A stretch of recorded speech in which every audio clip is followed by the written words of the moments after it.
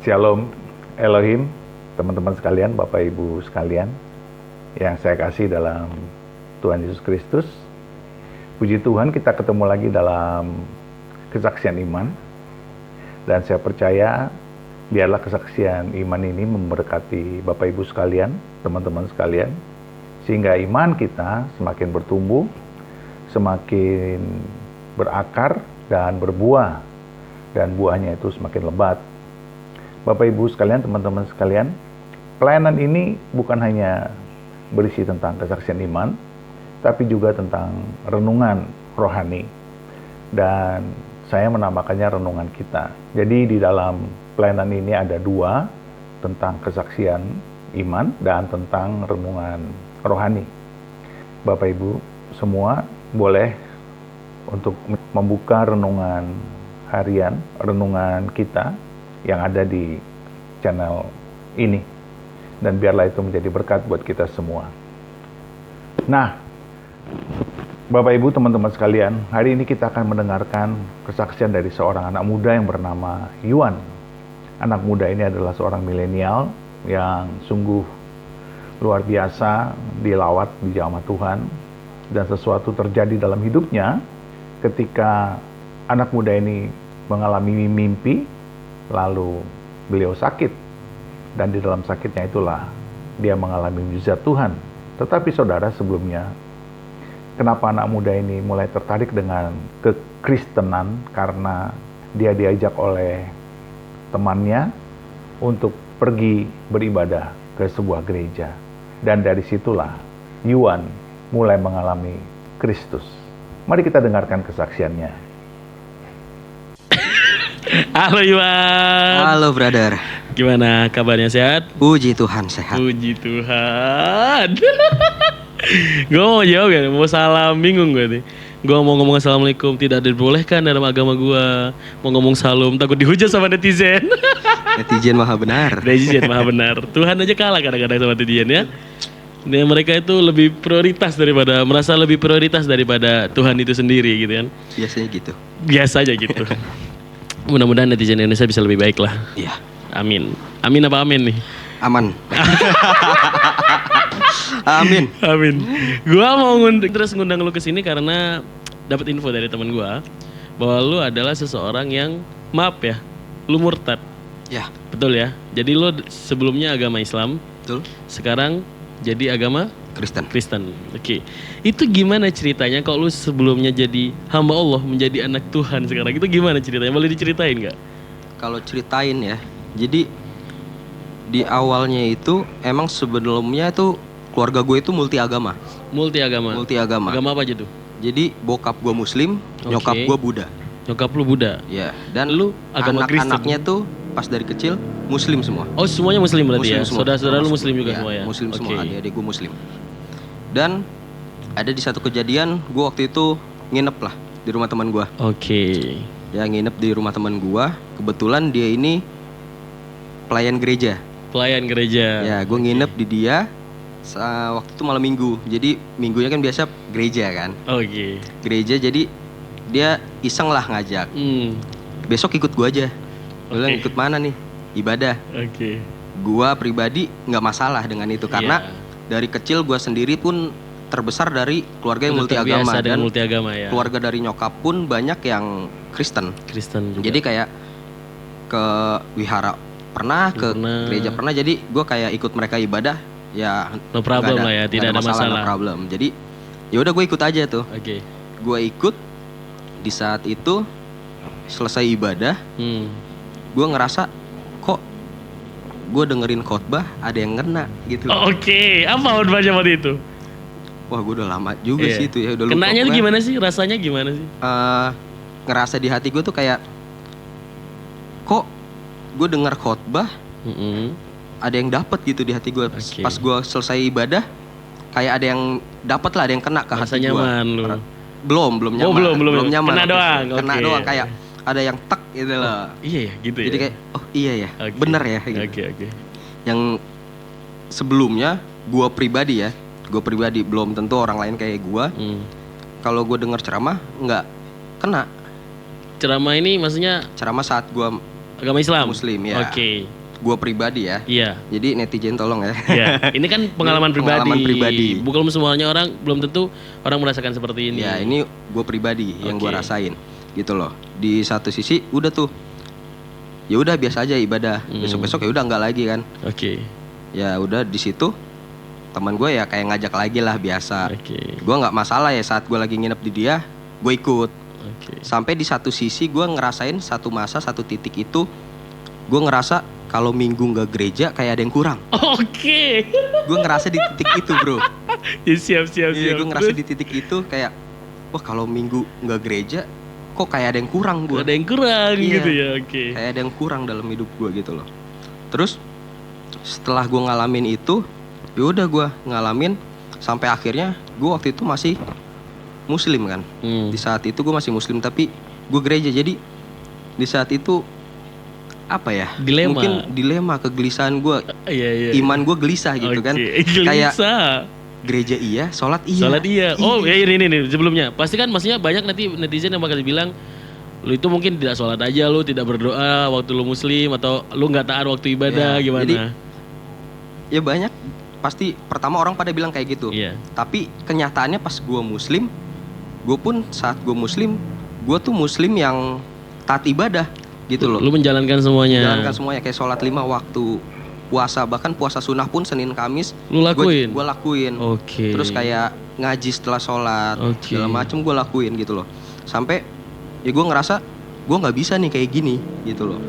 Gue ngerasa gue harus tentuin, nggak bisa gue sholat iya, Ke gereja iya. Waduh, bingung gue. Tuhannya bingung nanti, ini Nah. mau surga yang mana nih lo gitu. Padahal dalam gue mikir kan, wah gue berdoa 2 Tuhan nih. Iya. Oke. Iya terus. Jadi gue ngerasa di titik itu sampai akhirnya ceritanya itu gue saat ibadah kan biasa kalau gereja itu nyanyi ya, puji-pujian, penyembahan gitu loh sebelum masuk ke firman Tuhan, ke khotbah. Oke. Nah saat puji-pujian itu, saat penyembahan, nggak tahu kenapa air mata gue keluar. Oke. Gue netesin air Lu mata. tersentuh. Iya, dan di situ gue berpikir, gue selama ini nggak pernah kayak gini saat ibadah. Oke. Gue doa serius pun, gue doa khusyuk pun saat dulu nggak pernah sampai keluar air mata. Tapi saat gue lagi menyembah Tuhan, gue puji-pujian sama Tuhan, gue ngeluarin air mata, yang dimana kalau air mata itu gue tahan malah makin kejer gue, makin jadi air mata gue. Oke. Jadian situ, dan setelah itu gue dapat mimpi bro. Mimpi. Iya. Oke. Gue dapat gimana mimpi, tuh? jadi di mimpinya itu jiwa gue di antara Muslim dan Kristen. Mimpi lu di seperti Mimpi itu. gue situ, pokoknya Oke. kayak mimpinya ya abstrak gitu, tapi Oke. intinya itu kayak jiwa gue kayak lagi ditarik antara Muslim dan Kristen. Oke. Dan setelah gue dapat mimpi itu, gue dikasih sakit. Gue dikasih sakit selama 2 minggu, dan sakitnya juga yang ya bukan sakit yang biasa lah, kayak demamnya juga nggak demam biasa. Kayak misalnya kalau tipes kan paginya sehat, malamnya sakit. Oke. Nah gue kebalikannya. Lu kebalikannya. Paginya sampai sore sakit, malamnya malah sehat. Itu selama Oke. 2 minggu. Selama 2 minggu. Selama 2 minggu. Setelah mimpi itu. Setelah dapat mimpi itu. Oke. Dan gue habis mimpi itu sakit selama 2 minggu. Pas sakit yang itu udah sembuh nih, tiba-tiba leher gue nggak bisa nengok bro. Oke. Leher gue nggak bisa nengok. Kebanyakan tidur kali lu. Kayaknya sih ya. Dulu zaman kuliah itu. Zaman kuliah. Oke, terus. Leher gue nggak bisa nengok. Buat nengok aja susah. Pas Oke. gue pegang di sini gue, di leher kiri itu ada benjolan. Oke. Itu selama 3 hari gue nggak bisa nengok. Oke. Akhirnya gue periksa ke dokter. Gue periksa ke dokter, dan divonis sama dokter itu kelenjar getah bening dan harus operasi. What? Nah, Oke. dan saat itu juga gue akhirnya sharing sama adalah seorang ibarat kata kokoh rohani gue lah. Tokoh rohani lu. Kokoh rohani Pendeta gua gitu. di gereja ya. Oke. Pendeta. Dia cuma bilang kamu lagi dicoba, dan dia cuma bilang kamu berdoa aja dan jangan ragu untuk gunain kata-kata hanya dalam nama Tuhan Yesus. Oke. Itu kenapa alasan lu waktu sakit lu konsultasi kenapa milih pendeta? Sedangkan waktu itu kan lu dalam keadaan muslim kan? Iya. Kenapa tidak milih ustadz? Karena di situ hati gue juga lagi diambang keraguan-raguan Oke. antara Muslim dan Kristen. Kristen. Dan di mana gue di situ lagi sering ibadah emang. Emang sering ke gereja Emang ya? sering ke gereja, tapi gue Oke. belum pernah berdoa menurut secara Kristen saat Oke. itu. Lu cuman nyaman aja waktu itu ya? Iya, ikut ibadah, Oke. cuma ya sekedar ibadah hari Minggu gitu. Oke. Jadi dia cuma ngomong kayak gitu, kamu berdoa aja dan jangan ragu untuk gunain kata-kata hanya dalam nama Tuhan Yesus. Oke. Dan saat itu setelah gue telepon, gue sharing, udah malamnya gue berdoa, dan di doa itu pun gue nggak minta sembuh, gue nggak minta apa-apa, justru di situ gue nantang Tuhan, bro. Nantangnya dalam hal apa nih? Keren Jadi- banget lu nantang Tuhan Nah, anjir. itu dia. Jadi gini loh, di situ pertama kalinya gue berdoa menurut Kristen, Oke. dan di situ gue berdoa, gue nggak minta kesembuhan, gue nggak minta apapun, gue cuma bilang, Tuhan, kalau Engkau benar hidup Oke. dan Engkau benar ada, Oke. buat keraguan-raguanku hilang, Oke. tunjukin sesuatu. Oke. Di situ gue nggak ada minta kesembuhan, minta penyakit gue diangkat apapun, nggak ada. Minta cuma sebuah bukti Cuma- kecil aja Iya, lah cuma ya. bilang, gue cuma pengen bukti loh, bukti Iya, nyata kalau emang bener Tuhan ada dan Tuhan hidup, Oke. tunjukin sesuatu gitu, tunjukin sesuatu biar keraguan-raguan gue hilang. Hilang. Oke. Nah, dan saat itu gue tutup hanya dalam nama Tuhan Yesus. Gue sudah berdoa dan mengucap syukur, haleluya, amin. Oke. Dan setelah doa itu, biasanya kan kalau orang sakit kan tidur nggak nyaman ya, Iya. kebangun. Oke. Di saat itu gue tidur bener-bener nyaman, bener-bener ya tidur kayak Tenang. biasa, tenang. Pas gue bangun, bro, pas gue bangun, badan gue bener-bener kayak di refresh. Oh. Badan gue bener-bener kayak di refresh. Oke. Tiba-tiba leher gue bisa nengok, gue pegang, benjolan gue nggak ada. Hilang. Jadi Benjolan itu gua hilang. pemicu lu yakin dengan agama lu Dan sekarang. di saat itu gue langsung speechless dong. Gue bilang, Wah, ini bukti Tuhan nih wah, gitu. baru malam gue berdoa, bro. Cepat sekali doa Baru Anda malam, gitu ya. itu dia gue bilang. Emang sebelumnya gue udah ngalamin sering ibadah, tapi gue sholat juga itu udah cukup lama juga lah. Itu berapa lama? setahun lah. Oh, lu lama juga ya. Lama juga Maksudnya, gua untuk lu berarti kayak- dalam ambang kebimbangan itu lu lama juga Lama ya? juga, bro. Ibarat kata Tahun lu. ya dari lahir, bro. Oke. Dari lahir muslim, Dari lahir dari muslim lahir muslim. sampai ke umur pindah agama Gua pindah agama itu di tahun 2017 pertengahan di Juni, 3 tahun yang lalu ya. 3 tahun yang lalu. Berarti barusan. Sekarang lu umur berapa? Sekarang gua 24. 24 tahun. 24 Berarti lu 21 tahun jadi seorang muslim. Iya, Betul ya. 21 tahun jadi Oke. seorang muslim. Tapi gua interest lu, maksudnya lu dalam agama bimbang itu dalam 1 tahun itu bukan hal yang sebentar lu, maksud gua. Itu berarti lu melakukan dua agama itu. Maksudnya lu melakukan 2 ibadah itu dan dua agama. Iya, gue saat di rumah, ya gue sholat sebagai gue seorang muslim. Kalau enggak, ya bokap gue juga bakal nanya. iya. Enggak sholat lu Nah, gimana? karena kalau di rumah pun ya sholat berjamaah, bro. Oke. Iya. Berarti agama keluarga lu juga kuat juga Iya, ya. kuat juga, Menjalankan ibadah juga ya. Betul. Oke. Jadi, ya gue di rumah sholat, tapi kalau minggu gue dulu tuh alasannya latihan musik. Mau nggak mana? Main musik. Oke. Karena kan oke. orang tua tahu gue main musik. Oke. Tapi kayak kan emang benar di gereja main musik. main musik, layanan. Gak bohong berarti lu Nggak ya. bohong. Oke. Jadi kan bener musik. Oke, bener. Jadi taunya musik gitu kan.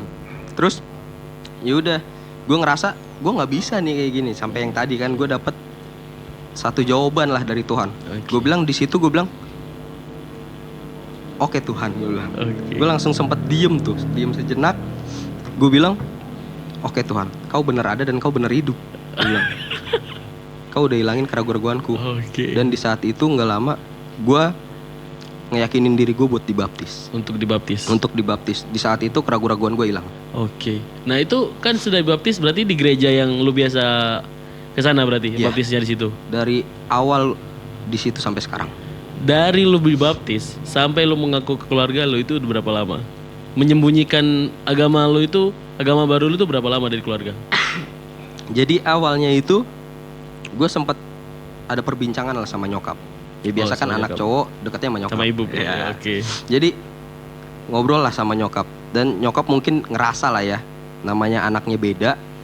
Dia sempat ada bilang, kok kamu kayaknya udah jarang sholat. Gitu. Nyokap nanya begitu kan. Oke. Terus gue nggak jawab tuh.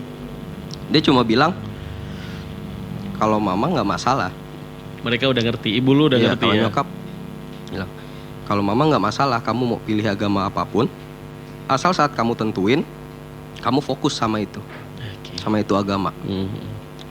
Dan ya itu saat gue dapat mukjizat yang gue bilang sakit itu, Iya. gue itu cerita ke nyokap, dan situ gue bilang sharing ke nyokap kalau gue mau dibaptis. Di situ nyokap belum setuju, bro. Oh, nyokap lu gak setuju? Nyokap gue nggak setuju, walaupun nyokap gue bilang kayak tadi kan. Iya, nyokap gue nggak setuju. Ya karena kan agama itu hal yang sensitif banget loh, Iya. hal yang mendasar. Apalagi kita pacarannya yang gak disetujuin sama orang tua aja kadang-kadang berantem, apalagi masalah agama Nah, gitu. itu dia, apalagi Masalah masalah akhirat gitu ya. keyakinan kan. Iya. Di situ nyokap bilang, ya kamu jangan ikutan teman, atau misalnya Oke. kamu jangan misalnya ya baru ngerasain sebentar terus langsung mutusin untuk pindah keyakinan. Oke. Ya gue ceritain lah kalau gue sebenarnya selama ini udah cukup lama dalam kebimbangan. Gimana respon keluarga lu itu? Dan itu gue baru ke nyokap doang, Belum ke bokap belum lu ke ya? bokap. Jadi di situ nyokap, wah pas gue bilang mau dibaptis kayak gitu, itu berdekatan mau Waisak, bro. Sama Waisak. Oh, karena mau nyokap lu Buddha ya? Nyokap gue Buddha. Oke.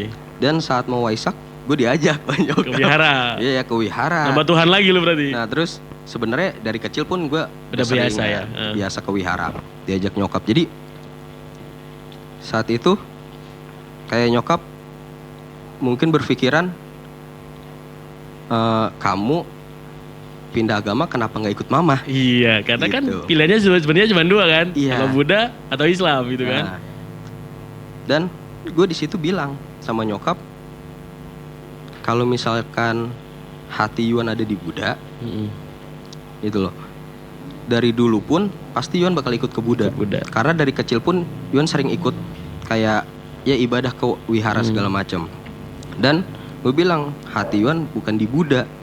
Terus gue bilang, Yuan ikut.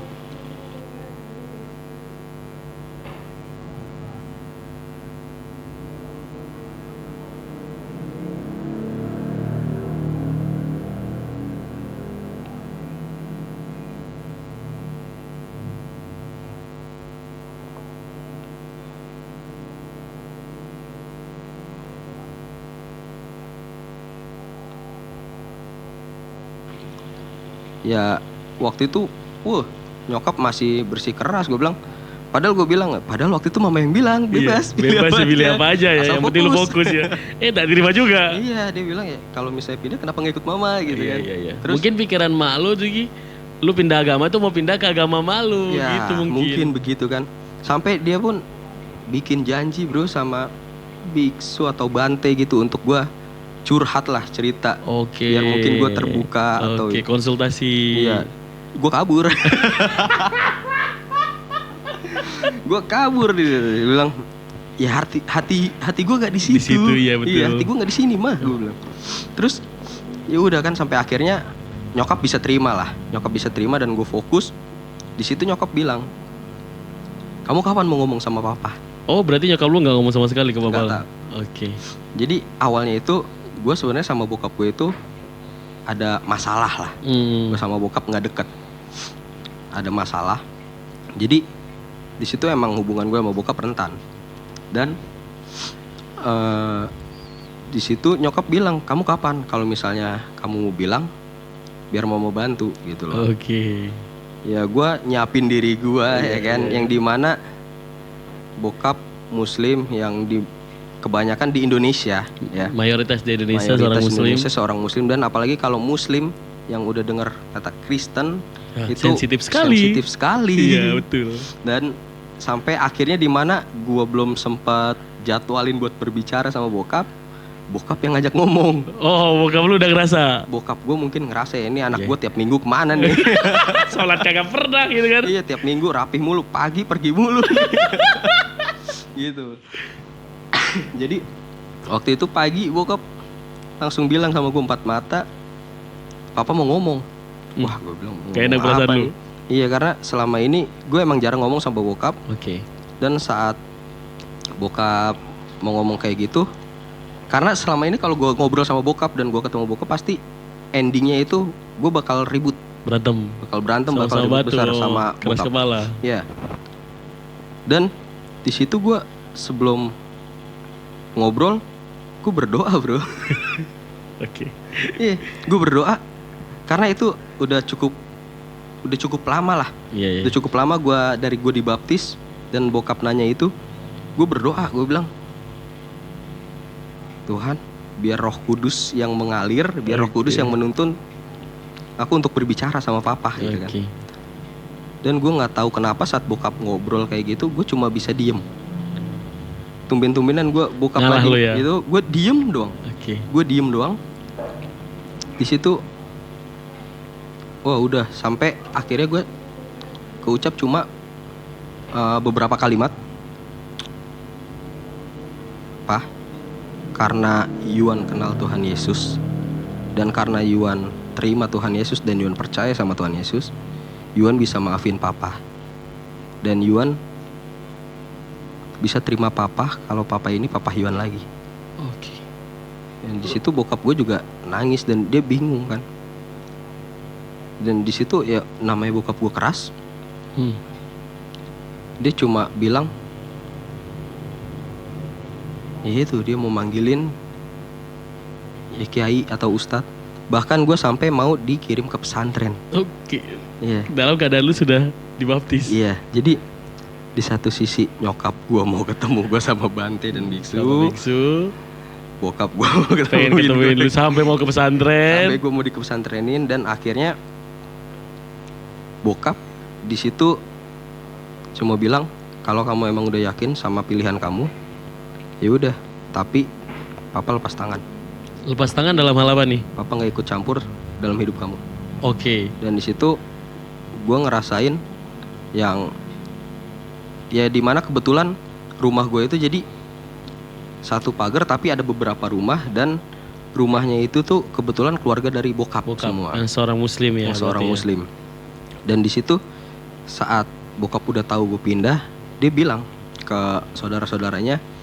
Dan di situ gue ngalamin yang didiemin, yang nggak dianggap. Jadi kalau misalnya dikucilkan lu berarti. Iya, gue dikucilkan. Gue ngerasa gue ngalamin itu dan sampai benar-benar kayak walaupun lagi kumpul keluarga, gue lagi ada di situ, gue nggak diajak ngobrol, gue nggak Lu dianggap gak ada berarti. Gue benar-benar kayak udah nggak ada gue. Oke.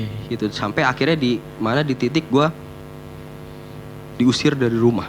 Lu sampai diusir dari rumah. Diusir dari rumah karena benar-benar bokap gue lepas tangan dan nggak mau ikut campur. Yang ngusir lu tuh siapa? Bokap. Bokap lu yang ngusir. Iya. Oke. Dia bilang, ya udah kamu kalau udah yakin, serah. Kamu sekarang tinggal mau ikut siapa? Ikut temenmu yang sama atau saudara-saudaramu? Iya. Gua sih maksudnya gua ngelihat dari sisi karena gua seorang muslim ya. Iya. Gua ngelihat seorang muslim, gua ngelihat sisi dari bokap lu. Mungkin kekecewaannya bener-bener kecewa itu. Iya. Karena lu tahu sensitif yang lu bilang tadi kalau orang muslim dengar orang kata-kata murtad. Kan itu murtad itu sebenarnya istilah ya. Orang yang pindah agama dari Islam ke agama lain. Pasti itu sensitif sekali dan itu pasti sakit sekali. Sensitif banget. Terus gimana setelah lu diusir dari rumah? Jadi ya di situ apa ya, dia berpikiran gue bisa pindah gini tuh mungkin karena pergaulan Temen gue, lu. karena temen gue, atau ya karena yang lain-lain lah, ada yang ngajak-ngajak gue. Padahal dalam hal lain ya dari gue pribadi gitu, yang gue alamin pribadi. Sampai akhirnya gue diusir kayak gitu. Ya dia bilang kan karena yang dimana di keluarga bokap gue tuh gue anak pertama dan gue cucu pertama. Oke. Di situ, Putra bro. mahkota lu berarti Ya. ya. Gue anak pertama laki-laki Iya, dan iya. cucu pertama. Kan karena dalam muslim kalau misalnya udah beda keyakinan, kita berdoa nggak sampai. Nggak sampai. Ya. Oke. Dalam muslim seperti itu. Iya. Gitu loh. Jadi bokap gue kecewa sama gue di situ dan terucaplah kata-kata, ya udah kamu tinggal sama siapa sana. Oke. Dan saat itu gue bingung mau tinggal di mana. Gue sempet sampai tinggal di gereja, bro. Lu sampai tinggal, maksudnya lu tidur di gereja? Tidur di gereja. Oke. Tidur di gereja itu hampir setahun, ada setahun. Wow, lama sekali ya. Iya. Gue itu itu keluarga lu gak nerima lu sama sekali dalam setahun itu? nggak, cuma gue kontekan sama nyokap gue doang. Tapi lu gak pulang sama sekali dalam setahun itu? Gue kalau pulang pun paling kayak cuma malam-malam ke rumah. Ya udah, store baju kotor, Oke. ambil baju baru, Lu tinggal dan gereja disiapin sama lagi. nyokap, gue ke gereja lagi. Itu gak ada bokap lu waktu itu? Bokap udah tidur. Udah tidur? Iya, Oke. bener-bener malam kayak jam 12, jam 1. Iya sih, itu ya bingung juga ya. Maksudnya gue jadi orang tua lu juga pasti sakit ngerasain sama. Iya.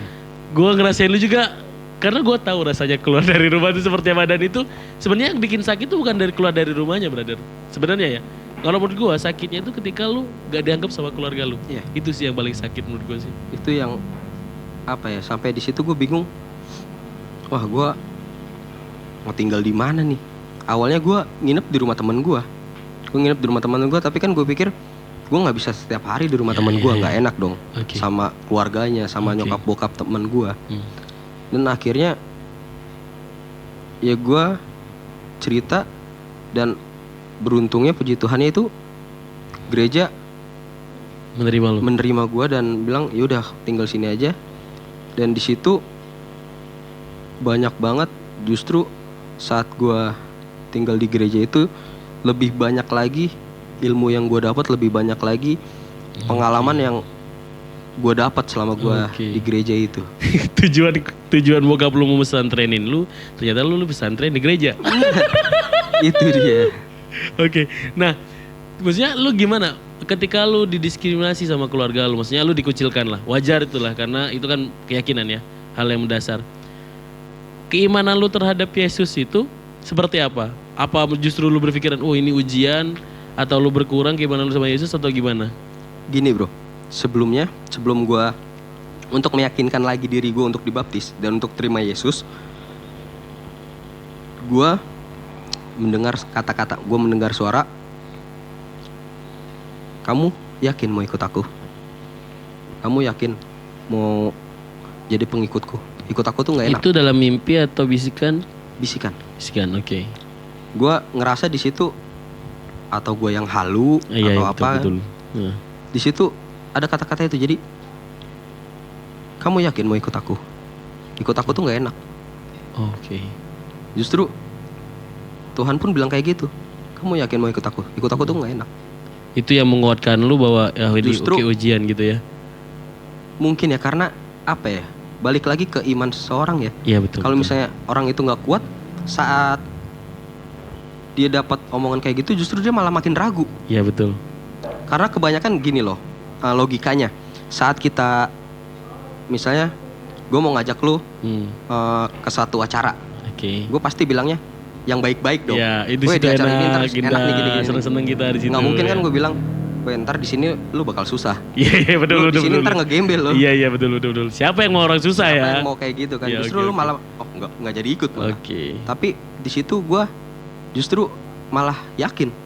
Gue bilang, Tuhan udah ngomong gitu, dan gue udah dapat tanda nyata dari Tuhan. Oke. Apalagi yang gue ragu-raguin gitu. Iya betul. Berarti maksudnya itu berapa lama lu sampai diterima keluarga lu lagi? Kan sekarang lu udah tinggal sama keluarga kan? Udah, puji Tuhan. Itu berapa lama lu sampai lu kayak di gereja, lu di luar, diterima keluarga lagi itu berapa lama prosesnya?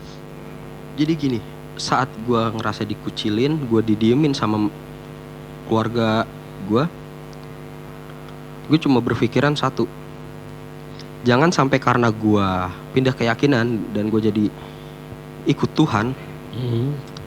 image gue jadi jelek.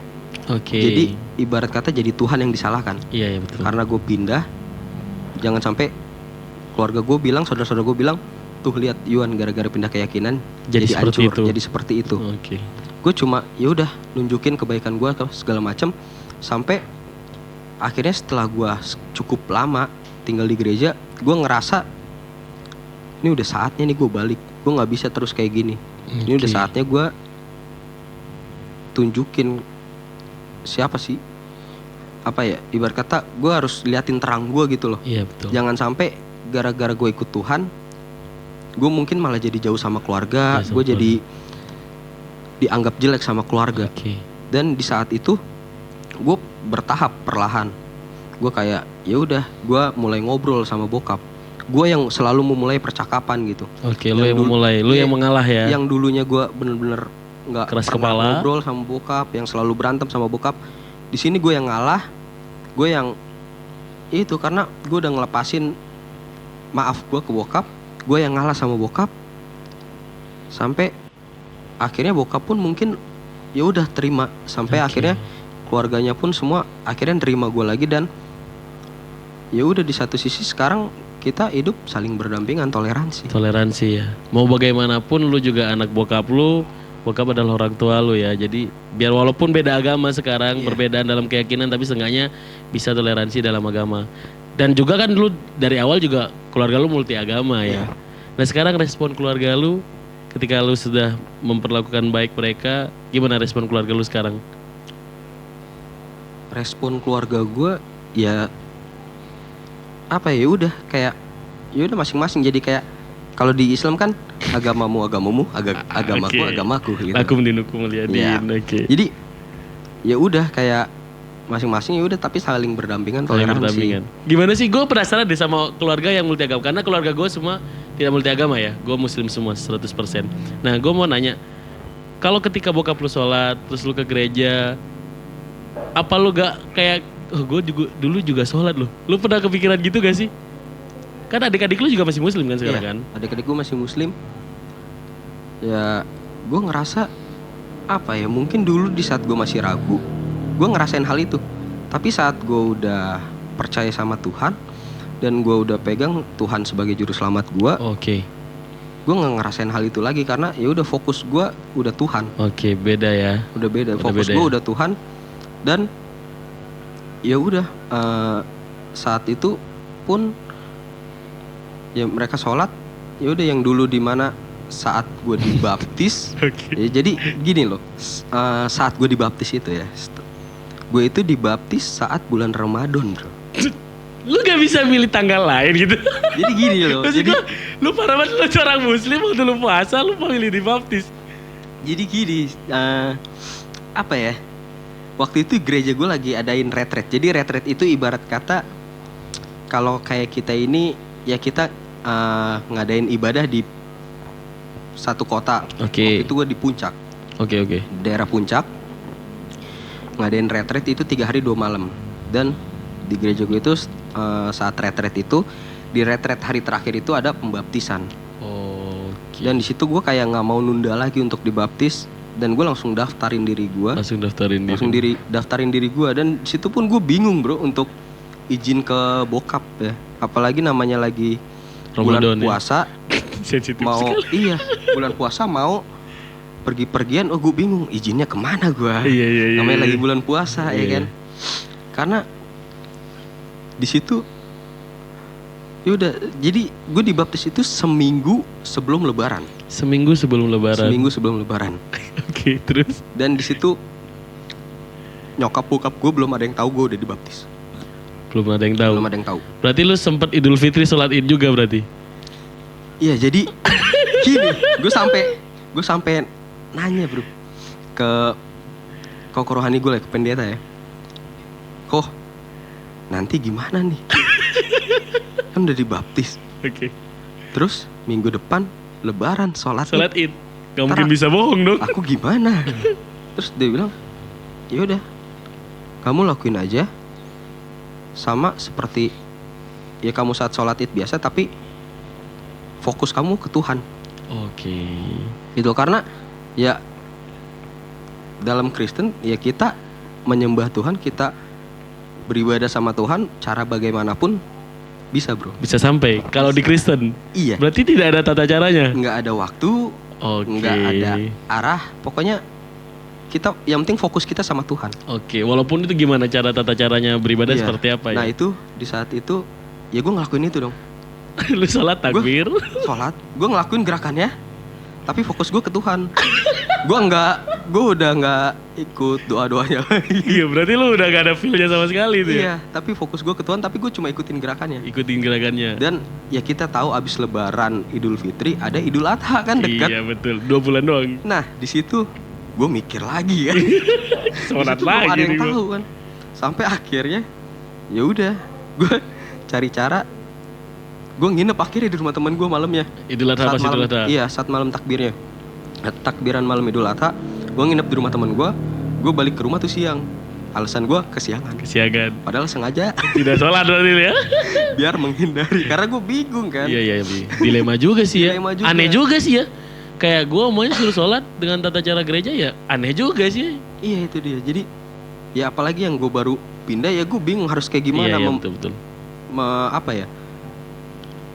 Melakukan sesuatunya itu gimana menjadikan diri caranya? gue tuh kayak gimana gitu, Iya, memposisikan diri gue di saat itu. Iya, iya, iya. Nah, yang ngajak lu untuk ke Kristen tuh berarti temen lu itu ya? Kalau untuk ke Kristen itu dari diri sendiri, bro. Iya, dari diri sendiri. Maksudnya yang mengenalkan, yang ngajak lu ke gereja itu berarti temen lu ya? Iya. Treatmentnya itu seperti apa sih? Dia cuma cuma iseng ngajak aja, bro. Ya daripada lu besok sendirian di rumah, Oke. besok ikut gue aja ke gereja. Ya karena lu juga terbiasa juga dari Karena dulu gue kan? terbiasa dari kecil. Ya ke wihara oke, ke gereja oke. Tapi di satu sisi ya dari dulu pun gue muslimnya ya kuat juga. Iya, iya. Lu melakukan ibadah juga ya? Iya. Gue mau nanya deh sekarang. Seyakin apa sih lu dengan agama lu sekarang gitu? Seyakin apa? Seyakin saat gue mutusin untuk diri gue dibaptis. Puji Tuhan kesaksian yang luar biasa dari anak muda. Dan biarlah Yuan kita doakan terus supaya terus bertumbuh imannya, berakar di dalam Kristus dan semakin berbuah lebat. Bukan hanya 30, 60, tapi 100 kali ganda. Saudara, kita tidak pernah boleh berhenti untuk berdoa karena doa itu adalah kerinduan Tuhan untuk semua orang agar diselamatkan. Jadi kita harus berdoa terus buat orang-orang lain yang belum menerima Kristus sebagai Tuhan dan Juru Selamat pribadinya.